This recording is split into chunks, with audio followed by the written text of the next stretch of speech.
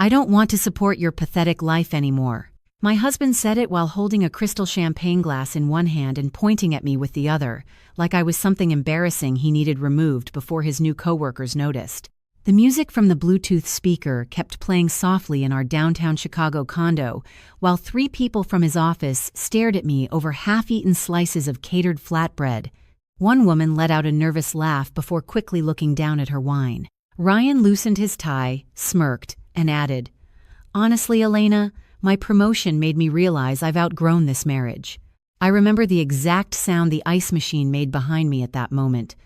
A sharp crack, then silence, because nobody at that kitchen island knew the truth about me yet. Before I continue, if this story speaks to your heart, or if you've ever been underestimated by someone who should have loved you, please consider liking this video and subscribing to the channel, but only if this story truly resonates with you. And I genuinely love to know where you're watching from tonight, and what your local time is right now. Sometimes it helps to remember we're not as alone as we think we are. My name is Elena Morales. I'm 34 years old, and the night my husband celebrated his promotion was the same night he quietly destroyed our marriage without realizing he was also destroying his own future. But to explain how we got there, I need to take you back to the moment I first realized Ryan no longer looked at me like a wife. He looked at me like dead weight. The promotion dinner happened on a Thursday in October. Chicago had that cold lake wind that cuts through your coat, no matter how expensive it is, and I'd spent the entire afternoon making the condo look warm. Candles lit, jazz playing low, Ryan's favorite bourbon sitting beside the marble tray his mother bought us last Christmas. I even changed into a cream sweater dress because he once told me neutral colors made me look more executive. That should have embarrassed me sooner than it did. At 7:12 p.m., Ryan walked through the front door carrying a silver gift bag with the company logo printed across the side. Whitmore Strategic Holdings. He looked different somehow. Taller maybe. Or maybe arrogance just changes the shape of a man. "Vice President," he said before I could even say hello. "Officially." I smiled immediately. "Ryan, that's amazing." I walked toward him with my arms open, but he barely hugged me back. His phone buzzed twice in his pocket, and he pulled away to answer a text before I could even kiss him properly. "The team's coming over in 20, he said. "I invited a few people to celebrate." "Tonight?" I asked softly. "I thought we were doing dinner together." He sighed like I was already exhausting him. "Elena, this is important. These people matter." I remember standing there, holding the edge of the kitchen counter while he disappeared into the bedroom to change. Something about the way he said matter sat heavy in my chest, like I suddenly belonged in a different category than the rest of his life. By 8:00 p.m., our condo was full of people from his office. Expensive perfume, loud laughter, men discussing stock forecasts and leadership tracks while pretending not to compare watches. I moved quietly between them, carrying trays of food I hadn't even planned to serve tonight. One of Ryan's coworkers, a woman named Ashley, with perfect white teeth and a voice like polished glass, smiled at me and asked, "So what do you do, Elena?" I opened my mouth, but Ryan answered before I could. "She freelances a little," he said casually while pouring bourbon. "Mostly she's figuring things out." A few people nodded politely. Someone changed the subject immediately. I felt my face warm, but I kept smiling because women like me learn early how to survive uncomfortable moments without making other people uncomfortable too. The thing is, Ryan genuinely believed that version of me. The supportive wife, the aimless one, the woman whose biggest contribution to the household was remembering passwords and grocery lists. He had no idea where I actually went every morning after he left for work. No idea why certain board members knew my name before they knew his. No idea that the company congratulating him tonight had been part of my family's life long before Ryan ever stepped into one of their conference rooms. But none of that mattered yet. What mattered was the humiliation. Slow, precise, public. Around 9:30 p.m., Ashley raised her glass and toasted Ryan's promotion. Everyone clapped. Ryan smiled proudly, then looked directly at me. "This promotion changed a lot for me," he said. "It made me realize I need different standards moving forward." The room got quieter. Not silent, just careful. I laughed nervously because I honestly thought he was joking. Then he reached into his briefcase and pulled out a folder. "Separate finances," he said, sliding papers across the marble counter toward me. I already spoke to an attorney. My stomach dropped so fast I thought I might actually faint. Ryan, I'm serious, he interrupted. I can't keep carrying someone who contributes nothing. Nobody moved. Nobody spoke. Ashley stared down into her wine glass so intensely I thought it might crack. Ryan kept talking anyway. I worked too hard to get where I am, Elena. I finally belong in rooms with ambitious people. Then he smiled. And honestly, I'm tired of funding your pathetic little life. My phone buzzed beside me. Then again. I looked down. Joint credit card removed. Shared account access updated. Automatic transfer canceled. He was doing it in real time while standing 3 feet away from me. I didn't cry. That's the part people never expect. I just looked at him for a long moment and realized something cold and clear all at once. Ryan thought money was power because he'd never met real power before. I quietly picked up the folder, closed it, and said, "Okay." The word hit him harder than screaming would have. His expression flickered for half a second. Confusion, maybe. Fear, maybe. I'm still not sure. Because that was the moment he started realizing he might not know me nearly as well as he thought he did. Later that night, after everyone left, I stood alone in our kitchen staring at the Chicago skyline through 20-foot windows, while Ryan slept in the bedroom like nothing had happened. My phone lit up around 1:13 a.m. A text message from my mother. 3 words. Did he finally? I stared at the screen so long the brightness dimmed by itself. Because suddenly I realized something terrifying. My mother already knew this was coming. I barely slept after my mother's text. Ryan was still in bed beside me when the sun started bleeding pale orange through the windows of our condo, one arm stretched across the mattress like nothing in our lives had shifted overnight. I stood in the kitchen wearing one of his old college sweatshirts, staring at the divorce folder he had left beside the espresso machine, like a restaurant receipt. The city below us was already awake. Horns, sirens, delivery trucks backing into alleys. Chicago never pauses long enough for heartbreak. Around 6:40 a.m., Ryan walked into the kitchen scrolling through emails on his phone. "You are up early," he said casually. I looked at him for a second too long. I could not sleep. Well, he opened the refrigerator and grabbed cold brew without looking at me. At least now we can both move forward. Move forward. Like 11 years together was a scheduling conflict. He leaned against the marble counter, still typing with one hand. "I talked to legal this morning. We should keep this clean." "Clean," I repeated quietly. "That would be ideal." He finally looked up then, like he noticed something strange about my voice. Not sadness, not anger, just distance. "You are not going to make this difficult, are you?" he asked. I almost laughed at that. Because Ryan had spent our entire marriage misunderstanding one thing about me. He thought silence meant weakness. He had no idea silence was how I survived growing up in my family. My mother, Diana Morales, believed emotions were private things, weaknesses leaked, composure protected. She raised me inside a world where appearances mattered almost as much as power did. We lived in a limestone house outside Lake Forest, with 12-foot ceilings, cold white kitchens, and dinner parties where everyone smiled with their mouths instead of their eyes. My father died when I was 14. Heart attack, sudden. One moment he was pouring coffee in the kitchen wearing wool slippers. The next there were paramedics wheeling him through our front door, while my mother stood perfectly still beside the staircase, holding her pearls against her throat. She did not cry in front of anyone. Not once. The morning after the funeral, she sat me down at the dining room table beneath the chandelier and slid a leather planner toward me. "People will watch you now," she said calmly. "Especially men. Never let them see where they can hurt you." I was 15 years old. I remember staring at the steam curling from her tea while snow fell outside the windows in complete silence. "Are you sad?" I asked her quietly. She looked at me for a long moment before answering. "Constantly," she said, "but sadness is not useful." That was my mother, controlled, elegant, impossible to read sometimes, but she loved me in her own way. The problem was, she also expected me to survive things without needing comfort from anyone. Growing up around wealth teaches people strange habits. Nobody ever screams. They simply withdraw affection. Approval becomes currency. I learned very early how to read rooms, lower my voice, smile politely, and never embarrass anyone publicly, no matter how much pain they caused me privately. Ryan loved that about me when we first met. We were 23, both standing in line at a coffee shop near Northwestern where he was finishing business school.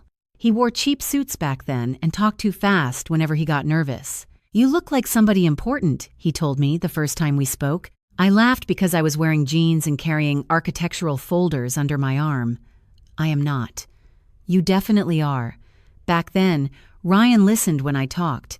That was the difference. He asked questions. He wanted to know things. My favorite books. Why I hated cilantro. Why I preferred old jazz records over playlists. He used to walk me to my car in freezing weather because he worried about parking garages at night. The first apartment we shared was 600 square feet above a dry cleaner in Evanston. The heater rattled all winter long, and the bathroom sink leaked constantly. We used milk crates as furniture for almost 6 months because we could not afford anything else. But I loved him there, truly. Ryan had ambition even then, but it felt hopeful back then instead of cruel. I supported him through graduate school while quietly working inside parts of my mother's holding company most people did not even know existed. Executive evaluations, internal restructuring analysis, governance reviews, boring words for invisible influence. I never explained much because confidentiality mattered, and honestly, Ryan never really asked. He liked believing he was building everything himself. At first, I thought that pride was harmless, maybe even admirable. Then little things started changing, especially after Whitmore Strategic Holdings hired him 3 years ago. The first time it happened was at a dinner with his coworkers. One of them asked how we met, and before I could answer, Ryan smiled and said, "Elena keeps my life organized so I can focus on bigger things. Bigger things." I remember stirring cream into my coffee while everyone laughed lightly around the table. It sounded like a joke, except something inside me tightened anyway. Another time, his mother asked me during Thanksgiving dinner, "Do you ever think about doing something more serious career-wise?" Ryan did not defend me then either. He just kept carving turkey like he had not heard her. Small moments, tiny humiliations, they stack slowly over years until one day you wake up and realize somebody has been teaching you your value through silence. Around noon that same Friday after the promotion dinner, I finally texted my mother back. 3 words. "Yes, he did." Her response came less than a minute later. "Come Sunday dinner." That was all. No sympathy, no outrage, just certainty. I should have felt nervous reading it. Instead, for the first time in months, I felt something else entirely.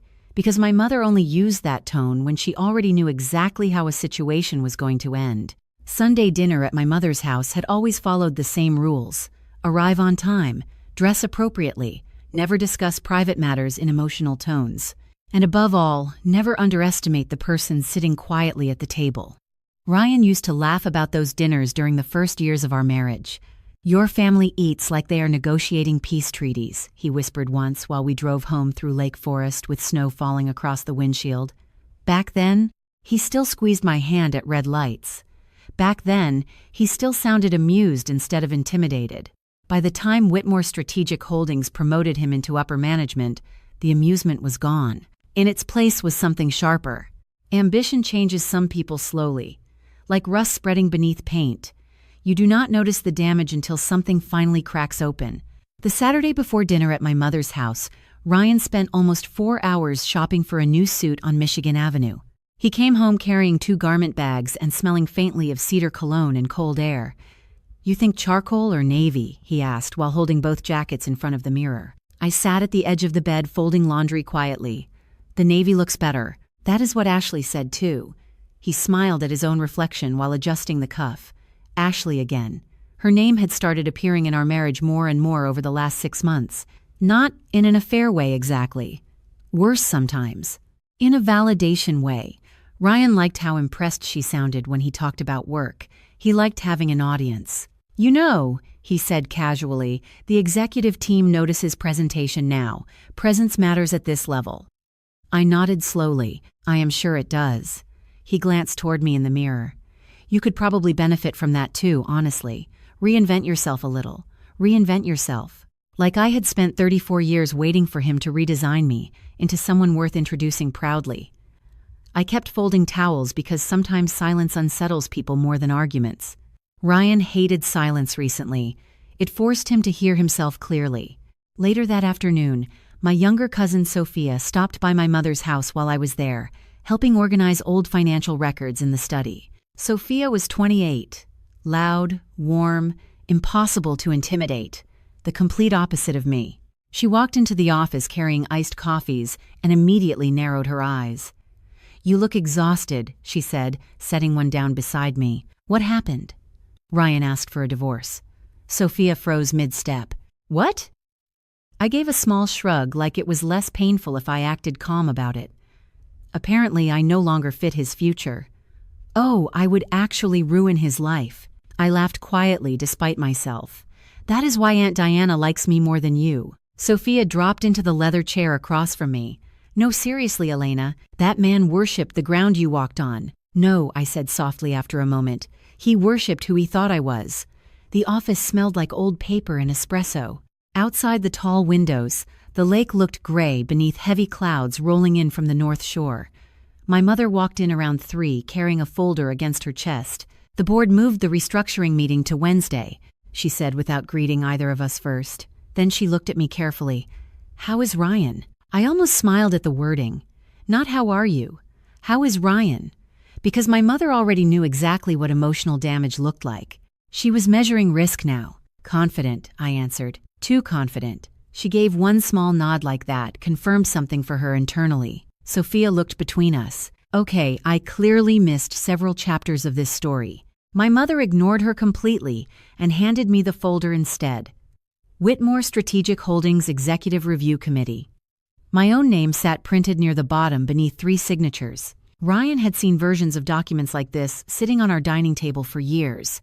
He never once asked what they were. "The committee approved his promotion quickly," my mother said evenly. "Faster than I expected." I flipped through the pages slowly. Performance evaluations, compensation projections, leadership review notes, Ryan's name everywhere. "He thinks the board personally chose him," I murmured. "That was intentional," my mother replied. Sophia leaned forward. "Wait, Ryan does not know Elena sits on the executive review side?" "No," I answered before my mother could. "He thinks I consult independently." Sophia stared at me in disbelief. "How does your own husband not know what you actually do?" The answer settled heavily in the room because all 3 of us already understood it. Ryan never cared enough to ask deeper questions once he decided who I was supposed to be. My mother sat down across from me and folded her hands carefully. "Power reveals character," she said quietly, "especially in men who spent years feeling powerless." I looked down at Ryan's promotion file again. There was a note attached from one of the board members praising his aggressive leadership instincts. The irony almost made me laugh. Aggressive men usually mistake silence for submission right before they make catastrophic mistakes. Around 6 that evening, Ryan called while I was driving home through Winnetka. His voice sounded unusually upbeat. "Dinner tomorrow is still on, right?" "Yes." "Good." A pause. "I think your mother finally sees I belong at this level now." Streetlights blurred gold across my windshield while traffic crawled slowly toward the city. "Maybe," I said carefully. "I bought wine for tomorrow," he added proudly. "The expensive Bordeaux your mother likes." I gripped the steering wheel tighter. He still thought this dinner was about impressing her. That was the part he did not understand yet. My mother stopped being impressed by powerful men a very long time ago. When I got home, Ryan was standing in the kitchen practicing a presentation under his breath while pouring sparkling water into crystal glasses. "The board is talking expansion," he said excitedly without noticing me watching him. "If Wednesday goes well, I could be overseeing strategic operations by next quarter." Then he smiled to himself. Finally, like he had been waiting his whole life to become someone important enough to stop pretending he loved ordinary people. I stood there quietly for a moment before asking the question that changed the expression on his face instantly. "Ryan," I said softly, "has it ever bothered you that you know almost nothing about my work?" He looked surprised for exactly 1 second before shrugging casually. "Not really. I mean, if it was important, I assume you would have told me." Then he walked away toward the bedroom while loosening his watch. I stayed alone in the kitchen, listening to the ice settle inside my untouched glass, because for the first time since he handed me divorce papers, I realized something worse than betrayal was coming. Ryan was about to discover that every assumption he built his confidence on had been dangerously wrong from the beginning. Sunday arrived cold and gray, the kind of Chicago autumn day where the sky hangs low like wet concrete. Ryan spent nearly an hour getting ready for dinner at my mother's house. I watched him from the bedroom doorway while he adjusted cufflinks in the mirror with slow, careful movements. Navy suit, silver tie. The expensive watch he bought 2 weeks after his promotion bonus hit our account. He looked polished, successful, important. "Do you think your mother prefers Bordeaux or Cabernet tonight?" he asked while fastening his watch. "Bordeaux?" I answered quietly. "That is what I thought." He smiled at himself again. Lately he smiled more at reflections than people. On the drive to Lake Forest, Ryan barely stopped talking about work, executive strategy, restructuring opportunities, senior leadership trust. He sounded rehearsed somehow, like he had been practicing becoming someone else for months and finally thought he got the role right. "Ashley thinks I will move up faster than anyone in my division," he said while turning onto Sheridan Road. "She says leadership notices confidence." I stared out the passenger window at rows of bare trees and stone gates sliding past in silence. "Ashley seems very invested in your career. She understands ambition." The words landed softly, but they still landed. He glanced toward me briefly before adding, "You should probably spend more time around people like that, honestly. Motivated people." I folded my hands tighter in my lap because I suddenly understood something painful. Ryan had started rewriting our marriage long before he asked for a divorce. In his version of the story, he was the ambitious man trapped with the passive wife who held him back. And once people repeat a lie enough times, they start speaking it like truth. My mother's house sat at the end of a long, curved driveway, lined with lantern lights glowing against the dusk. Ryan straightened immediately the second we pulled up. His entire posture changed around wealth, shoulders back, voice deeper, every insecurity hidden beneath performance. A housekeeper opened the front door before we reached it. "Good evening. Mrs. Morales is waiting in the dining room." Ryan handed over the wine carefully, like he was presenting credentials. "Chateau Margaux," he said, 1996. The housekeeper nodded politely. "Very nice, sir." My mother was already seated when we entered the dining room, wearing a cream silk blouse and gold earrings, so understated they probably cost more than our car. Candles flickered down the center of the table beside white orchids arranged perfectly in crystal bowls. "Ryan," she said calmly as he approached, "congratulations on your promotion." His entire face brightened instantly. "Thank you, Diana. It has been an exciting few weeks." "I imagine so." Her tone revealed nothing as usual. Dinner began quietly enough. Roasted sea bass, wild rice, a bottle of sparkling water Ryan kept refilling for himself whenever silence stretched too long. My mother asked careful questions while he answered eagerly. "Strategic operations is becoming more competitive," he explained while cutting his fish. "The board wants stronger leadership now, people who can make hard decisions." "And you believe you are one of those people?" she asked. "Absolutely. No hesitation. No humility. Just certainty." I watched my mother lift her wine glass slowly without reacting. "Confidence is useful," she said. "Sometimes." Ryan laughed lightly. "Well, you know how corporate environments are. Weakness gets noticed quickly." Weakness. I felt the word move through the room like cold air. Then my mother asked the question that changed everything. "And Elena?" she said softly. "What role do you think she played in your success?" Ryan looked genuinely confused for a second. Then he smiled politely. "Emotional support mostly." Mostly. 11 years together reduced to emotional support. She kept things stable while I focused on building my career. My mother nodded once. "I see. The thing about powerful people is they rarely react immediately. They let silence expose others first." Ryan kept talking anyway. About future partnerships, about executive visibility, about people finally taking him seriously now. And slowly, piece by piece, he revealed exactly who he had become. "Honestly," he admitted while swirling wine in his glass, "I spent years underestimating how much environment matters.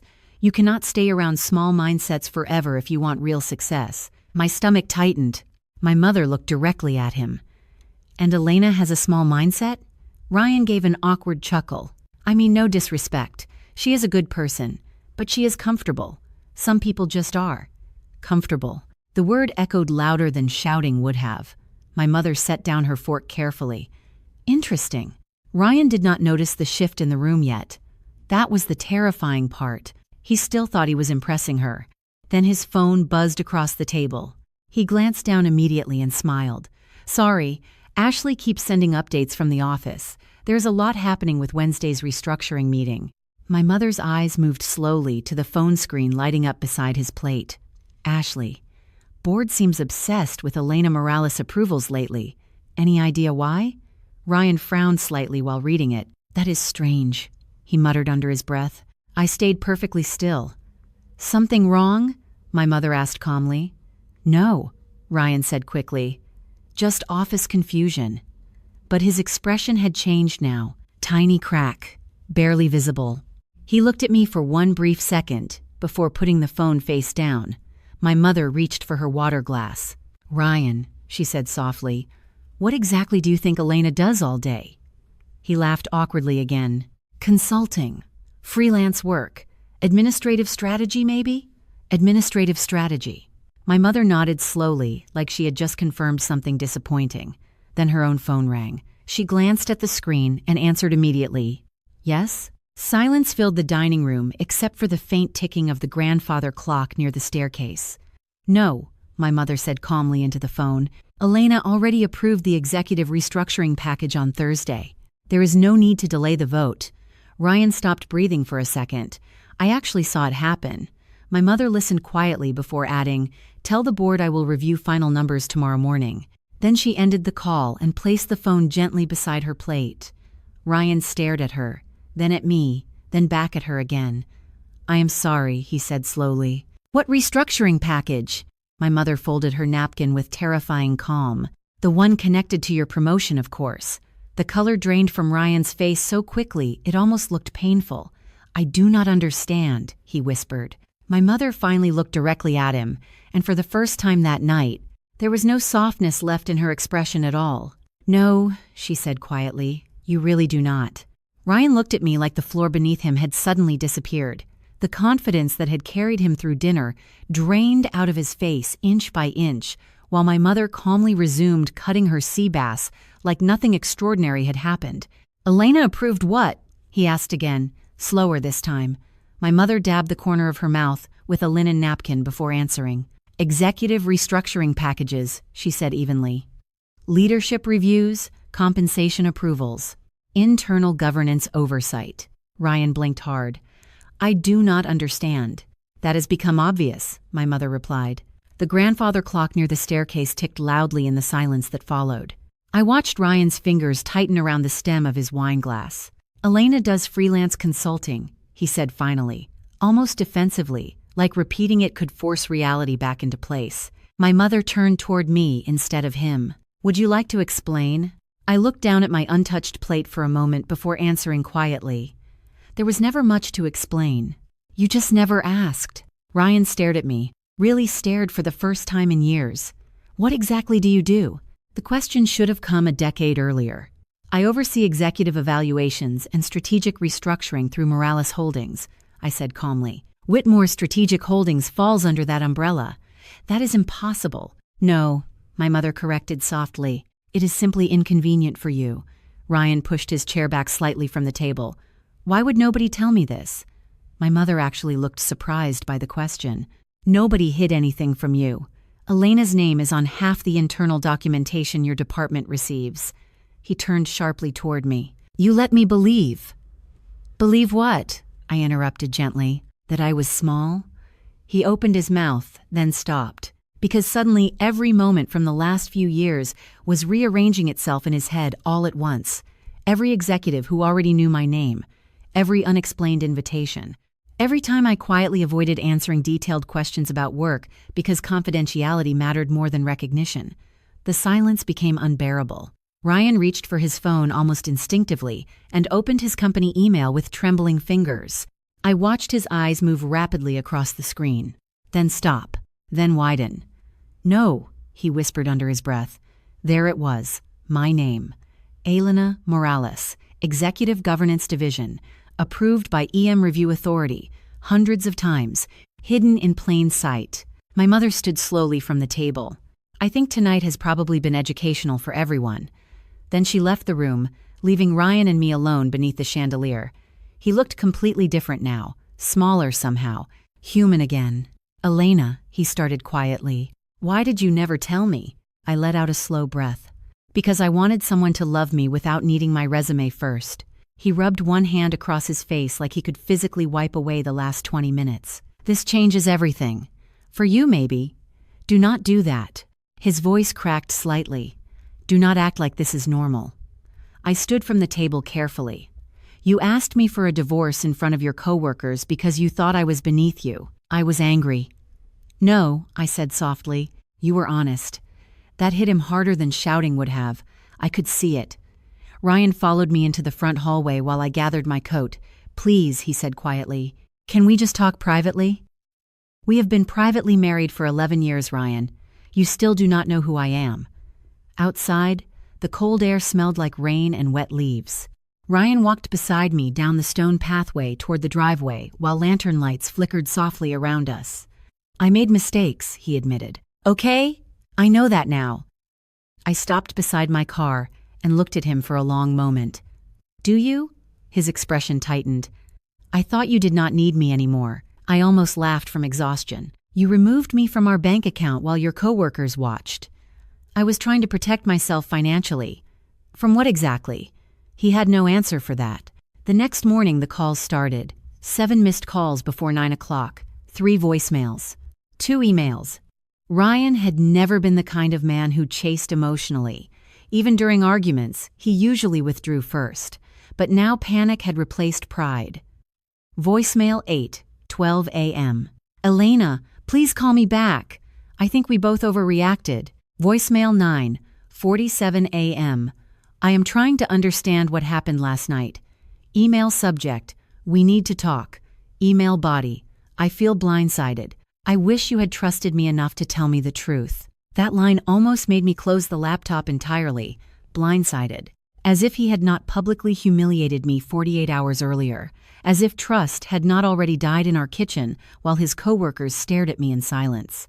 By Tuesday afternoon, flowers arrived at the condo. White orchids. Expensive. Careful. The card attached read, "I never wanted to hurt you, Ryan." I left them untouched near the entryway until the petals started curling brown at the edges 3 days later.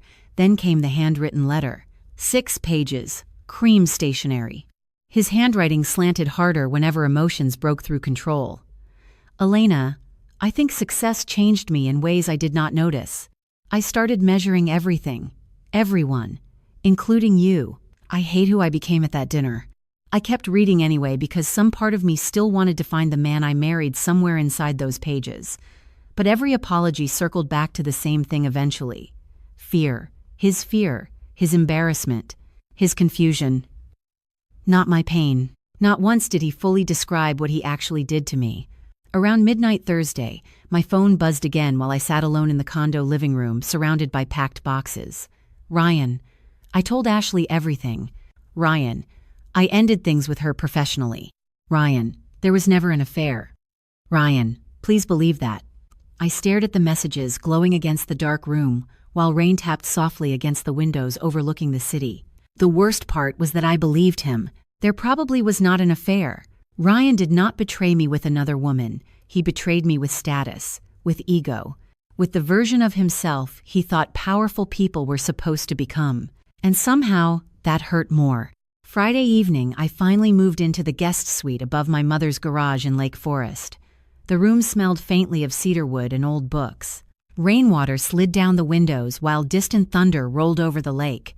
I sat alone on the edge of the bed holding Ryan's letter in my lap for nearly an hour without reading another word.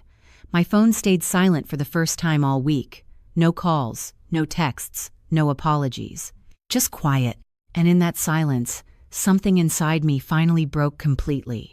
The hardest part was not losing my marriage. It was realizing how long I had already been alone inside it. The guest suite above my mother's garage became my entire world for almost 3 weeks. Every morning I woke up to the same sounds. Rainwater dripping from the gutters outside. The distant hum of lawn equipment somewhere down the block. The old radiator clicking alive beside the window around 6:30. I stopped wearing makeup. Stopped checking social media. Stopped answering most texts unless they came from work. During the day, I sat through executive review meetings in downtown Chicago, wearing tailored cream blouses and speaking calmly about restructuring strategy, while men twice my age took notes when I talked. Then I drove back to Lake Forest at night and ate soup alone in silence while staring at the lake through rain-streaked windows. It felt like living two separate lives stitched together by exhaustion. My mother never pushed conversations about Ryan. That was not her style. But she started appearing quietly in small ways. One morning I walked downstairs and found fresh coffee already waiting beside the kitchen window. Another evening, she left a folded cashmere blanket outside my door after the temperature dropped unexpectedly. No speech, no emotional performance, just presence.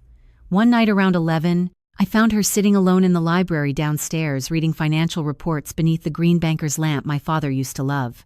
"You should sleep," I said softly from the doorway. "So should you." I stepped inside slowly. The library still smelled faintly like cedar wood and old leather after all these years. "Do you ever regret loving someone who changed?" I asked quietly. My mother closed the folder in front of her before answering. "People rarely change as suddenly as we think." She removed her glasses carefully. "Usually they become more of who they already were." I sat across from her in silence for a long moment. "I keep replaying everything," I admitted. "Every conversation, every dinner, trying to figure out when I stopped mattering to him." My mother's eyes softened slightly then. "Barely." "Elena," she said gently, "people who are obsessed with status eventually stop seeing human beings clearly. They start seeing usefulness instead." The truth of that settled heavily into my chest because deep down I already knew she was right. Ryan did not suddenly wake up cruel after his promotion. He simply reached a level where he thought empathy was optional. Around the 4th week, the divorce paperwork officially moved forward. Lawyers, asset disclosures, account transfers, cold language for dismantling a life together. I signed most documents without emotion. The apartment would be sold eventually. Ryan agreed to that surprisingly quickly. Maybe the place felt haunted to him now, too. One afternoon, my attorney called while I was reviewing compensation reports downtown. "There is one unusual request from his side," she said carefully over speakerphone. Ryan asked if mediation could remain private and outside corporate visibility. I stared out the 32nd floor conference room window at gray clouds hanging over Lake Michigan. "He is worried the company will find out." "It appears that way." I almost laughed. The irony was unbearable. The man who publicly humiliated me over money was now terrified his own professional image might suffer. "Tell him the company is not interested in his marriage," I said quietly. "Only his performance." After the call ended, I sat alone in the conference room listening to the air conditioning hum overhead. My reflection in the dark glass looked older somehow, sharper. There is a specific kind of grief nobody prepares you for. The grief of realizing someone loved the comfort you provided more than your actual existence. Ryan still texted occasionally. Less now, shorter messages. The panic had faded into something sadder. Regret. Ryan. "I drove past our first apartment today." Ryan. "I kept thinking about the radiator that used to wake us up every winter." Another message arrived 2 nights later. Ryan. "I do not think I was ever good enough for your world." I read that one 3 times because it revealed something important. Ryan still believed this was about wealth, about status, about hierarchy. He still did not fully understand the real damage. He thought he lost me because I had more power than he realized. Not because he treated me like I had none. Late November brought the first heavy snow of the season. I stood at the kitchen window one evening, watching white flakes disappear against the dark lake, while Sophia baked something loudly downstairs and cursed every 5 minutes in Spanish whenever she burned herself. The smell of cinnamon and butter drifted through the house. "You cannot spend another Friday night staring dramatically into weather," she announced while walking into the room carrying a tray of ruined cookies. "It is becoming emotionally exhausting for the rest of us." I smiled despite myself for the first time in days. "Those are burned. They are rustic." She dropped into the chair beside me. "Have you talked to him?" "Not really." "Do you want to?" I thought about that honestly. Ryan's face at our wedding. Ryan carrying boxes into our first apartment. Ryan asleep on the couch with spreadsheets open across his chest before promotions and ambition hardened him into somebody colder. "I miss who he used to be," I admitted quietly. Sophia looked at me carefully. Maybe that person only existed when life was hard enough to keep him humble. The room went still after that. Outside, snow continued falling softly against the dark shoreline. I realized then that grief is not loud most of the time. It is quiet, repetitive. 1,000 tiny moments where your body keeps expecting someone to walk through the door even after your heart knows they will not. Later that night, after Sophia left and the house finally settled into silence, my phone buzzed once on the kitchen counter. I almost ignored it. Then I saw the sender. Ashley. My stomach tightened immediately. The message was short. Ashley, I think there are things about Ryan you still do not know. I stared at those words while snow covered the driveway outside inch by inch. And for the first time since the divorce started, something colder than sadness moved through me. The message from Ashley sat unread on my phone for almost an hour before I finally opened it. Snow pressed softly against the kitchen windows while the house settled into nighttime silence around me. I expected drama, confession, something reckless.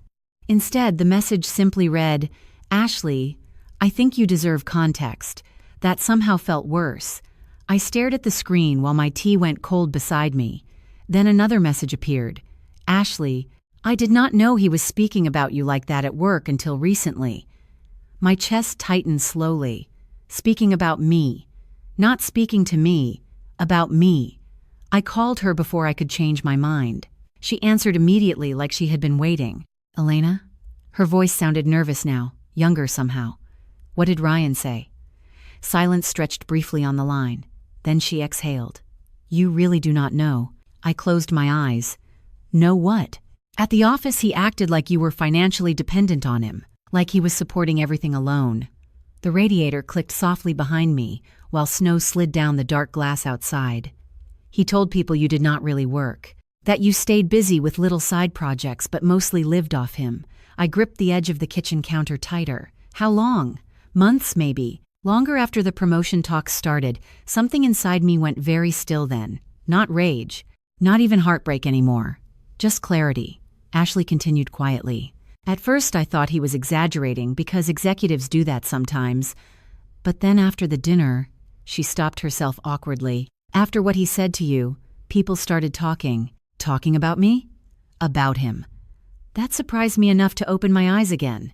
Ashley lowered her voice. Elena, most people in that room were uncomfortable. One of the senior directors actually left early because he said Ryan sounded cruel. Cruel. Strange how hearing another person say the word out loud hurt more than the actual humiliation itself. Why are you telling me this? I asked softly. Ashley hesitated. Because after the restructuring meeting Wednesday, everything changed. My stomach tightened immediately. What happened? The board found out. Found out what? Who you are. I leaned back slowly against the counter, while snow continued falling outside in heavy silence. Ashley gave a humorless laugh. You should have seen his face when one of the executives asked him how long he had been married to Elena Morales. I said nothing. He genuinely looked terrified, she admitted quietly, like the room suddenly spoke a different language. After we ended the call, I sat alone at the kitchen table for a long time listening to the wind push against the house. Then I finally did something I had avoided for weeks. I opened my laptop and started working again. Really working. Not surviving. Not hiding. Working. By Monday morning I was back downtown full-time. 32nd floor. Lake views. Black coffee that tasted slightly burned because corporate coffee always does. The executive conference room smelled like polished wood and printer toner while analysts shuffled spreadsheets across the table. The Denver acquisition numbers still do not make sense, one vice president argued while pointing toward the screen. Because you are evaluating short-term liabilities instead of long-term retention value, I replied calmly. The room went quiet immediately. Then people started taking notes. I had spent years making myself smaller around Ryan without realizing how exhausting it was. At work, nobody asked me to shrink. Nobody looked embarrassed when I spoke confidently. Nobody needed me weaker so they could feel stronger. During lunch, one of the younger analysts stopped me near the elevators. Miss Morales? Yes?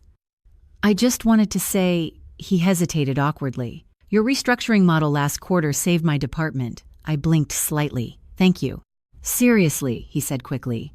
Most executives only care about numbers. You actually listen to people. Then he smiled nervously and walked away before I could respond. I stood there for a moment, watching the elevator doors close, because I realized something uncomfortable. Ryan had spent years convincing me I was forgettable, while complete strangers quietly valued my work every day. That realization hurt almost as much as the betrayal itself. The weeks after that moved differently. Faster somehow. I rented a small condo in the city overlooking the river instead of moving back into the old apartment. White walls, floor-to-ceiling windows, minimal furniture. Mine. Entirely mine.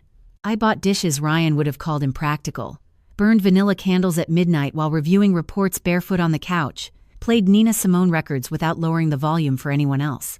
Tiny freedoms, but they added up.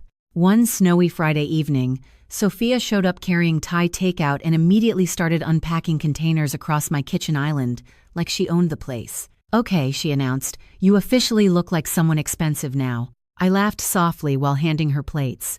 "What does that even mean?" "You have that quiet rich woman energy now." "I have emotional damage and good lighting," Sophia nearly choked, laughing. Then she looked around the condo carefully. "You seem different." I leaned against the counter thoughtfully. Maybe I stopped waiting for someone else to confirm I mattered. She pointed chopsticks at me dramatically. "There she is." But healing was stranger than I expected. It did not happen all at once. Some nights I still woke up reaching toward the empty side of the bed before remembering there was nobody there anymore. Some mornings I still almost texted Ryan about small things. Weather, traffic, the new bakery near our old building. Grief does not disappear cleanly just because betrayal was deserved. Then one afternoon in early December, my assistant knocked lightly on my office door downtown. "You have a call from executive leadership," she said carefully. "They are asking if you would consider leading the new expansion division personally." I looked up slowly from the file in front of me. "The expansion division?" "Yes." She smiled slightly. Apparently the board was unanimous. Outside my office window, snow drifted slowly over Chicago, while the city lights flickered against the river below. For the first time in months, something unfamiliar moved quietly through me. Not revenge. Not sadness. Something steadier. Something stronger. Possibility.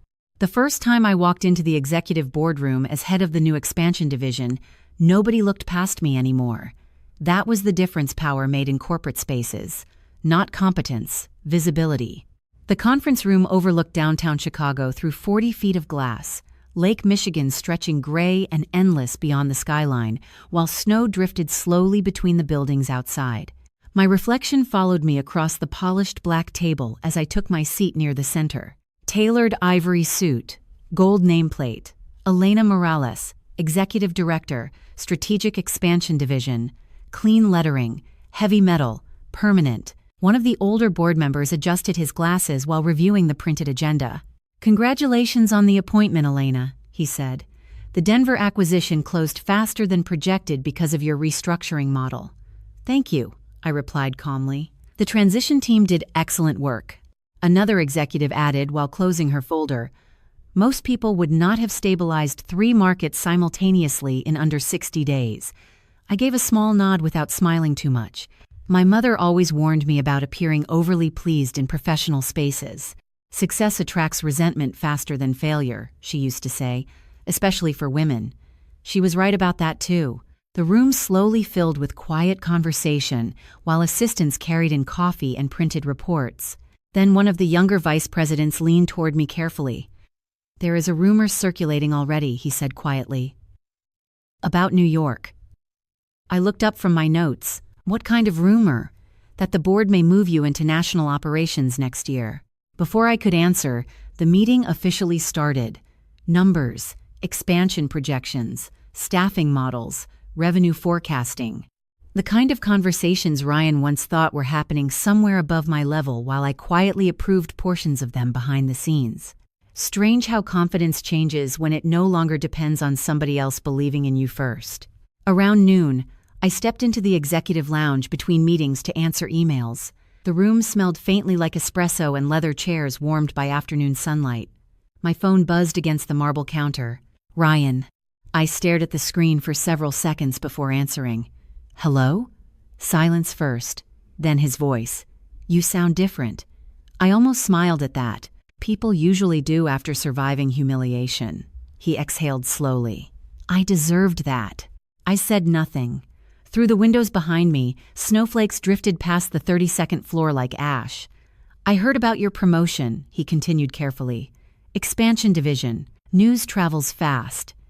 Everything about you travels fast now. There was something exhausted in his voice I had never heard before. Not weakness exactly. Awareness. How are you? He asked quietly.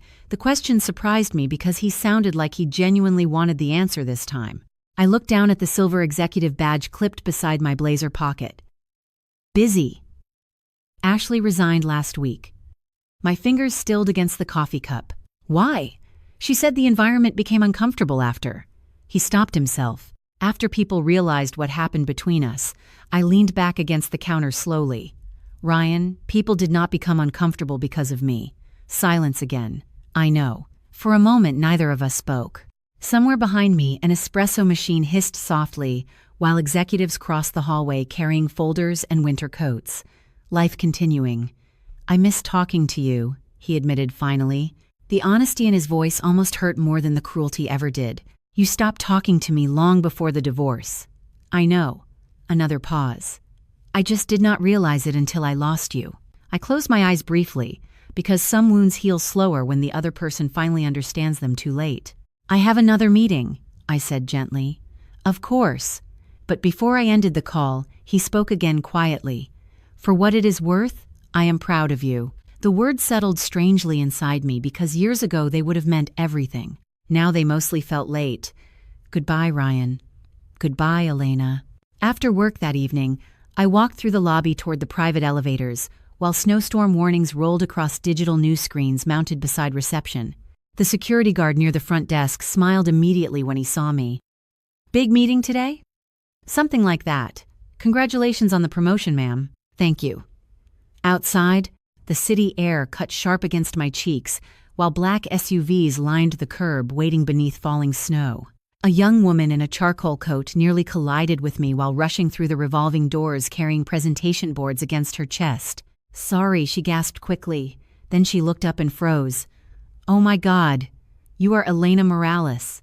The reaction caught me off guard slightly. Yes? I saw you speak at Northwestern last month.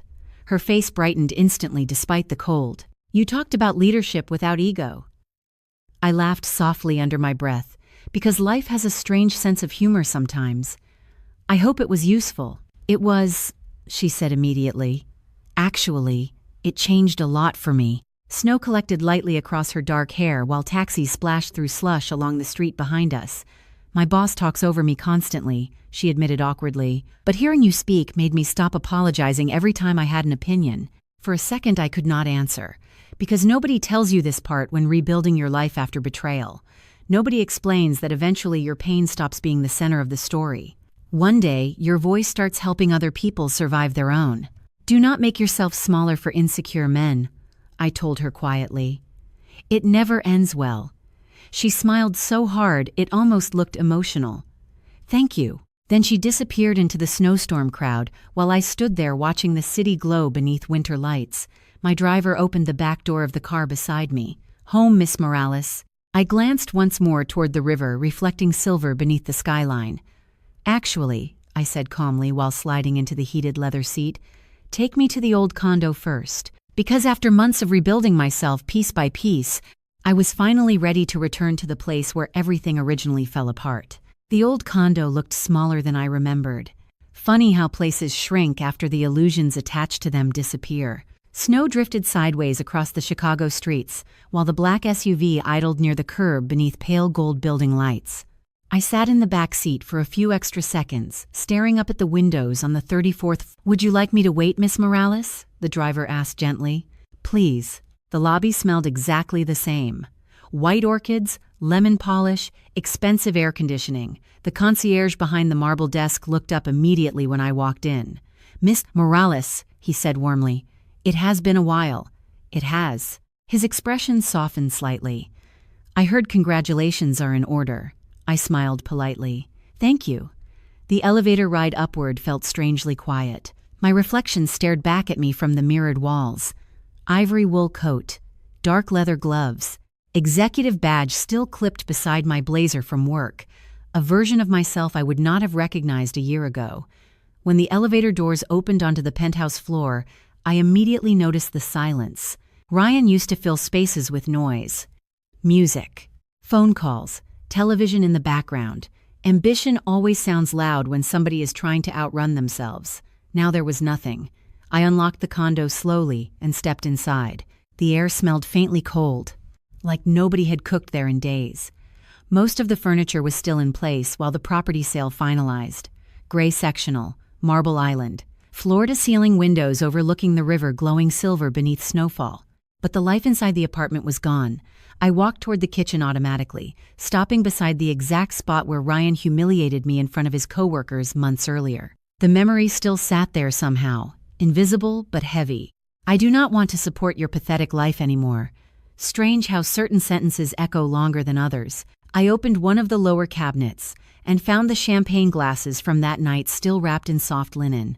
My fingers brushed the crystal stem carefully before I closed the cabinet again. You came back.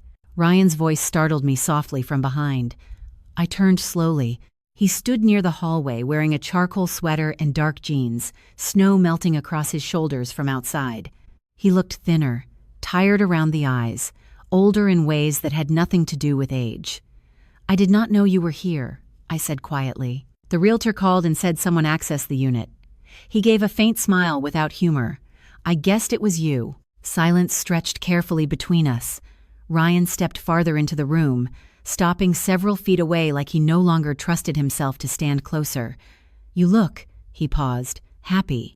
I almost answered immediately, then realized happiness was not the right word. Stable, I corrected softly. He nodded once like that made sense. Snow pressed against the windows behind us while city lights flickered below through the storm. Ryan rubbed one hand across the back of his neck awkwardly. I heard about New York. Nothing is finalized. Still. He looked around the condo slowly. You always belonged in rooms bigger than this. The sadness in his voice caught me off guard because for the first time it sounded honest instead of performative. You used to think I belonged nowhere important, I replied gently. He lowered his eyes briefly. I know. We stood there listening to the heater hum softly through the vents.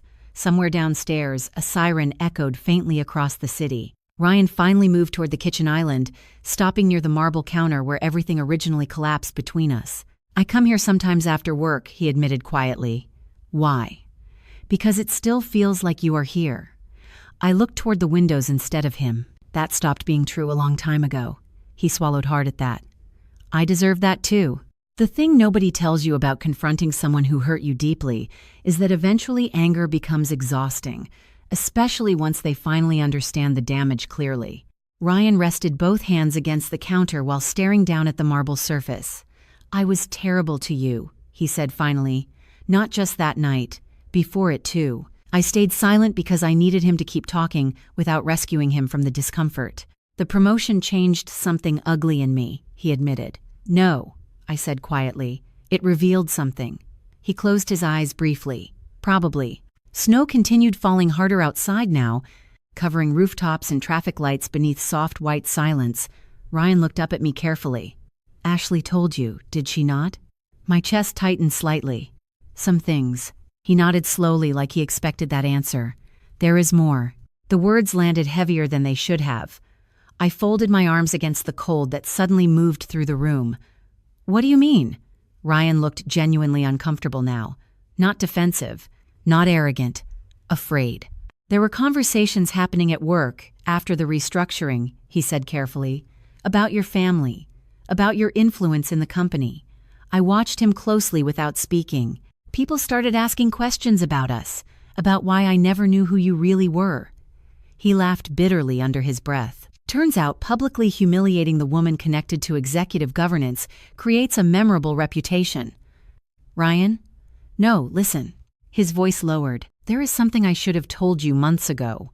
The room suddenly felt too quiet.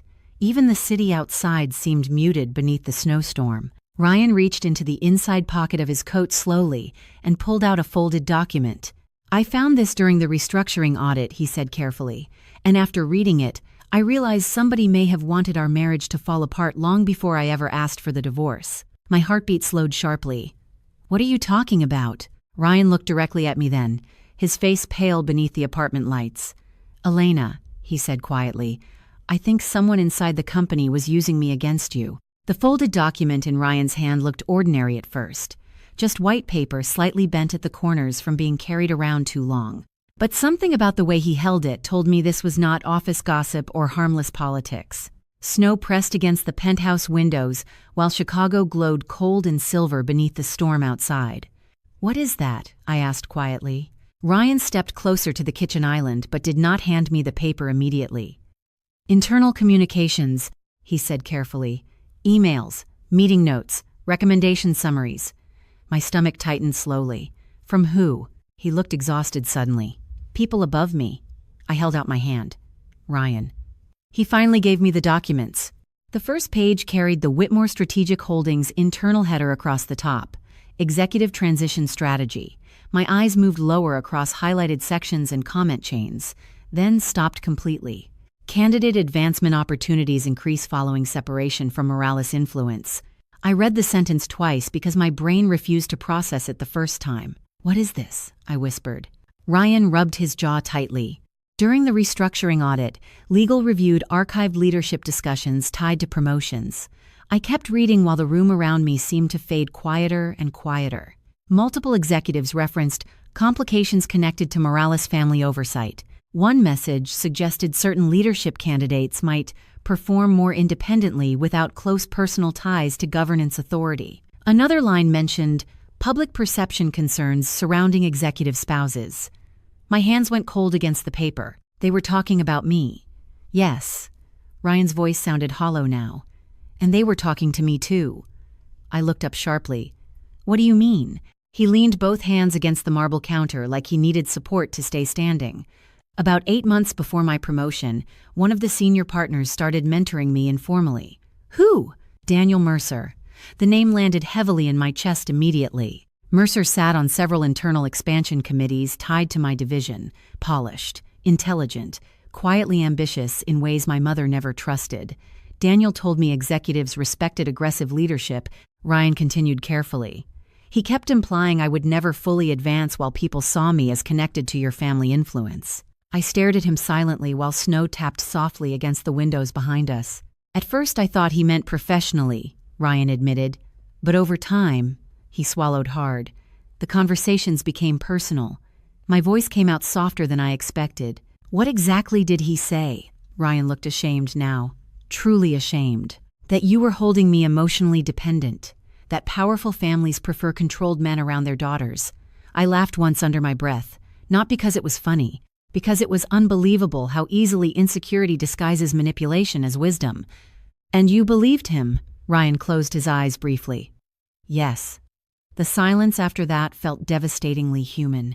No screaming, no dramatic collapse. Just two people standing in the ruins of something neither of them protected properly. I flipped through more pages slowly. Internal recommendations, executive positioning notes, private strategy conversations, discussing optics around leadership advancement. One email from Mercer stood out immediately. Ryan Whitmore demonstrates strong upward potential once separated from external governance influence. I looked up from the page. External governance influence. Ryan nodded bitterly. You. Something inside me settled painfully into place. He knew who I was from the beginning. Yes, and he encouraged you to distance yourself from me anyway. Not directly, Ryan corrected quietly. That is what makes this worse. He stepped toward the windows overlooking the river. He framed everything as professional advice, leadership mindset, independence, executive image. I watched his reflection in the glass while city lights blurred beneath snowfall outside. By the time I got promoted, he admitted, I genuinely thought separating from you proved I belonged there. The honesty in that nearly broke my heart all over again because I finally understood the full tragedy of what happened. Ryan was responsible for his cruelty, completely. But somebody smarter had quietly shaped his insecurity into a weapon first. Why are you showing me this now? I asked. Ryan turned back toward me slowly. Because legal opened an internal ethics review yesterday. My grip tightened slightly on the papers. About Mercer? About several executives, he paused, including questions about manipulation tied to leadership restructuring. I stared at him carefully. And you? He gave a tired laugh without humor. I was useful until I became embarrassing. The sentence hung heavily between us, because we both understood exactly how corporate loyalty works. Temporary, conditional, disposable. I sat slowly on one of the bar stools near the kitchen island, while the radiator hummed softly through the condo. Ryan remained standing several feet away, hands in his pockets now, like he no longer knew what to do with himself. "You know what the worst part is?" he said quietly after a long silence. "I thought becoming powerful would finally make people respect me." I looked down at the documents in my lap. "Did it?" "No." His answer came immediately. "It just made me easier to manipulate." Snow covered the balcony outside completely now, soft white layers building silently over the city. I remembered the first apartment we shared years ago. Ryan studying late at night in sweatpants with cheap coffee beside him while telling me he wanted to build a good life for us someday. Somewhere along the way, he stopped wanting a good life and started wanting proof he mattered more than other people. "My mother warned me about men like Mercer," I admitted quietly. Ryan looked up. "What did she say?" "That insecure men are dangerous when ambitious people convince them humiliation is strength." He nodded slowly, like every word hurt. Then his phone buzzed suddenly against the marble counter between us. Ryan glanced down at the screen and immediately went pale. "What?" I asked. He did not answer right away, just stared silently at the notification. "Ryan." His voice lowered almost to a whisper. "It is from Mercer." My stomach tightened instantly. Ryan looked directly at me, fear finally visible beneath the exhaustion in his face. "He wants to meet tonight." Ryan did not answer Mercer's message immediately. He just stood there in the dim kitchen light staring at the screen while snow continued falling outside the windows in slow, silent sheets. The city below us looked distant and blurred beneath the storm, headlights moving like faint gold ribbons along the streets. "What does he want?" I asked quietly. Ryan swallowed once before handing me the phone. "Mercer, we need to discuss the audit before this gets out of control. Come alone." My chest tightened at the words "come alone." Not because I felt afraid exactly, because men like Daniel Mercer always believed control could still be negotiated after damage was already done. Ryan rubbed both hands across his face slowly.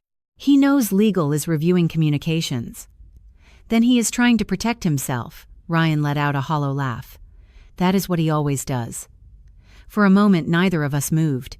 The condo around us felt strangely frozen in time. The marble counters, the untouched wine glasses still sitting in the cabinet from months earlier.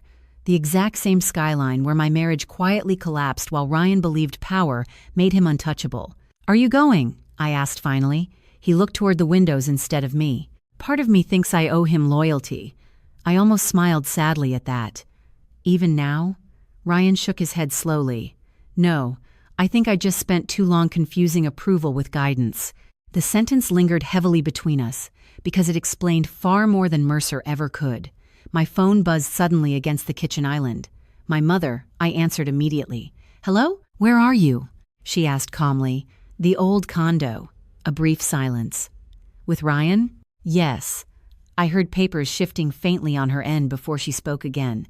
"Legal informed me Mercer contacted him tonight." I glanced toward Ryan carefully. "You already know." "Of course I know." My mother's voice stayed perfectly level. "The board is preparing formal internal reviews by morning." Ryan looked up sharply at that. I lowered the phone slightly. "The board already moved?" "Elena," my mother said gently, "men like Mercer survive because everyone waits too long to confront them." Her tone changed slightly then, sharper. "Do not wait too long." After the call ended, the silence inside the condo deepened again. Ryan leaned against the counter staring at the dark river outside. "Your mother always sounds like she already knows how stories end." "Usually she does." He nodded faintly. "I used to think she intimidated me because she was powerful." He looked down at his hands. "Now I think she intimidated me because she saw through me immediately." Around 40 minutes later, Ryan and I sat across from each other inside a quiet hotel lounge downtown, while snowstorm warnings rolled silently across muted television screens above the bar. Mercer insisted on neutral ground. Of course he did. Men who manipulate people professionally always prefer environments where appearances remain polished. Daniel Mercer arrived exactly on time, wearing a camel overcoat dusted with snow and the same controlled expression he carried during executive meetings. He looked at me first when he approached the table. "Interesting." "Elena," he said smoothly, "I did not expect you here." I am sure there are many things you did not expect recently. One corner of his mouth tightened slightly before he sat down across from us. A server approached immediately. Mercer waved him away without looking up. "Ryan," he said calmly, "you should not have involved Elena before we discussed this privately." Ryan stared at him for several seconds before answering. "You involved Elena the second you started using my marriage to manipulate me." Mercer's expression barely shifted. "Nobody manipulated you. You spent months convincing me separating from my wife would help my career." Mercer folded his hands carefully on the table. "I advised you to establish professional independence. You told me powerful families controlled weak men, and you clearly believed that." The sharpness in Mercer's voice sliced through the lounge quiet instantly. Ryan flinched slightly. Mercer looked toward me then, his expression measured again. "Elena, with respect, your family's influence complicated executive perceptions." Ryan struggled under that pressure. I held his gaze steadily. Ryan struggled because insecure men kept rewarding his worst instincts. Mercer leaned back slowly in his chair. "That is an emotional interpretation." "No," I replied calmly. "It is an accurate one." Snow tapped softly against the hotel windows while low jazz played somewhere near the empty bar. Mercer exhaled quietly through his nose. "The board is overreacting to optics," he said. "Internal mentorship discussions happen constantly, not documented recommendations encouraging marital separation," I answered. For the first time all evening, Mercer's composure cracked slightly around the eyes, tiny, brief, but visible. Ryan noticed it too. "You knew exactly what you were doing," Ryan said quietly. Mercer looked at him carefully now. "I gave you opportunities. Nobody forced your decisions." The truth of that landed hard because it was partially true. Ryan made his own choices. His cruelty belonged to him. Mercer simply handed ambition a prettier vocabulary. Ryan lowered his eyes toward the table. "I destroyed my marriage trying to impress people who never respected me." Mercer's voice softened slightly then. "Ryan, corporate leadership requires difficult sacrifices." I spoke before Ryan could answer. "No. Ethical leadership requires character. You taught him performance instead." Mercer looked at me silently for several long seconds. Then he gave one small nod like he finally understood the conversation was already lost. "The board always favored you," he said quietly, "even before your promotion." "Because I earned it." Another pause. "Yes," he admitted, "you did." The honesty sounded almost painful coming from him. Ryan sat beside me, staring down at the untouched glass of water in front of him while realization settled heavier across his face with every passing minute. Not just about Mercer, about himself. About the kind of man he became while chasing approval from people who viewed loyalty as weakness. When the meeting finally ended, Mercer stood slowly and buttoned his coat in silence. "The internal review will remove me by morning," he said calmly. "Probably." He looked at Ryan one last time. "You still chose your own actions." Then he walked away through the lobby without another word, disappearing behind revolving glass doors into the snowstorm outside. Ryan stayed seated long after Mercer left. The lounge around us had almost emptied completely now. "He is right," Ryan admitted finally without looking at me. "I still did those things to you." I watched snow gather against the dark windows while waitstaff quietly stacked chairs near the bar. "Yes," I said softly. Ryan closed his eyes briefly, like the truth physically hurt to hear spoken aloud. Then he looked at me with an expression I had never seen on his face before. Not pride, not insecurity, grief. "I do not think I know how to forgive myself for this yet," he whispered, and somehow hearing that hurt more than anger ever could. Winter passed quietly after that night. Not dramatically, not with revenge or destruction, or some perfect cinematic ending where everyone suddenly understands each other completely. Real healing does not happen that way. It happens slowly while life keeps moving around you, through small routines, early mornings, difficult conversations, silence that no longer feels unbearable. By February, the divorce was finalized. No courtroom fight, no screaming. Just signatures, legal language, and two people acknowledging that love cannot survive where respect disappears. Ryan transferred out of strategic operations shortly after the internal review closed. Mercer resigned before the board formally removed him. Rumors traveled through the company for months afterward, but eventually even painful stories become background noise in corporate hallways. That is the strange thing about public humiliation. You think it will define your entire life forever. Then one morning you wake up and realize most people already moved on while you were still carrying the weight of it alone. My own life became quieter after that. Better too. I accepted the New York position in early spring. The new office overlooked the Hudson River instead of Lake Michigan, and every morning the sunlight hit the glass towers across Manhattan in a way that made the entire city look temporarily gold. My apartment there was smaller than the Chicago condo Ryan and I once shared, but it felt warmer somehow, honest. The first thing I unpacked was not expensive artwork or designer shoes or executive files. It was an old jazz record from our first apartment in Evanston, Nina Simone, slightly scratched at the edges from years of moving boxes and careless storage. I played it on a rainy Sunday while drinking coffee barefoot in my kitchen, and for the first time in a very long time, I did not feel like I was performing a version of myself for someone else's approval. My mother visited New York once in April. We had dinner at a quiet Italian restaurant near the river, where candlelight reflected softly against dark windows while rain moved through the streets outside. Halfway through the meal, she looked at me carefully over her wine glass. "You seem lighter," she said. I smiled faintly. "I think I finally stopped trying to earn love through sacrifice." My mother nodded once like she understood more than she wanted to say aloud. Then after a moment she added quietly, "That took me much longer than it took you." I stared at her for several seconds because in all my life, I had never heard her admit something that vulnerable before. Not directly. It made me realize something important. Even strong women spend years unlearning the belief that endurance is the same thing as self-worth. Ryan and I spoke only a few times after the divorce finalized. Birthdays, one brief conversation after my grandmother passed away in June, another after he left Whitmore entirely and accepted a smaller position at a nonprofit consulting firm outside the city. He sounded calmer there, less polished, more human.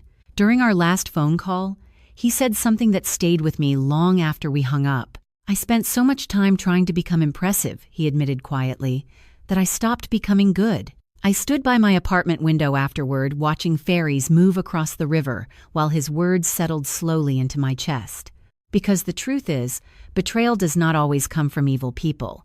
Sometimes it comes from insecure people who lose themselves chasing validation from the wrong rooms.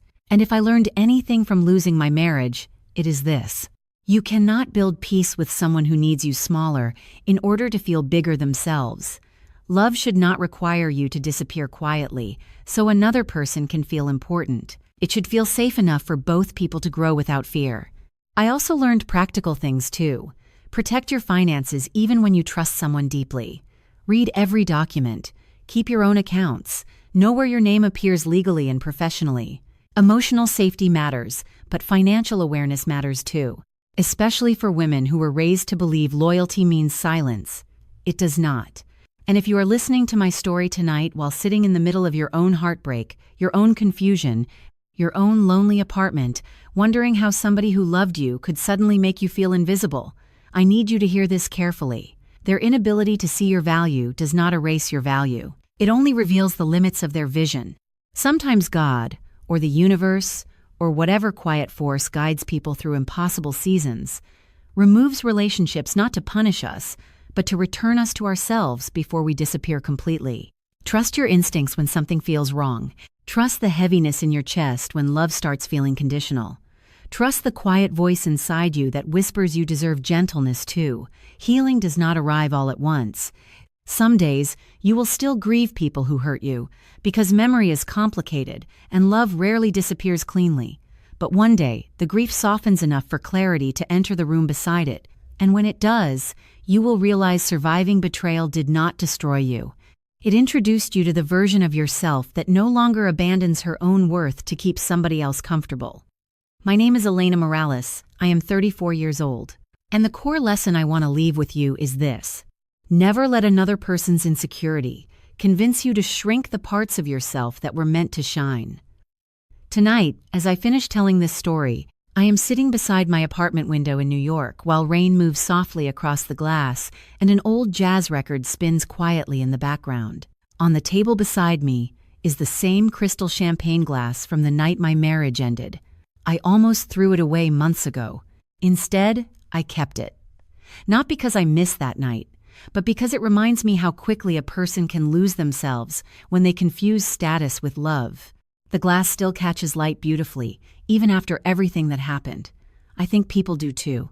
Thank you for sitting with me through this story, truly. If any part of it made you feel seen, understood, or a little less alone tonight, then maybe something painful was transformed into something meaningful after all.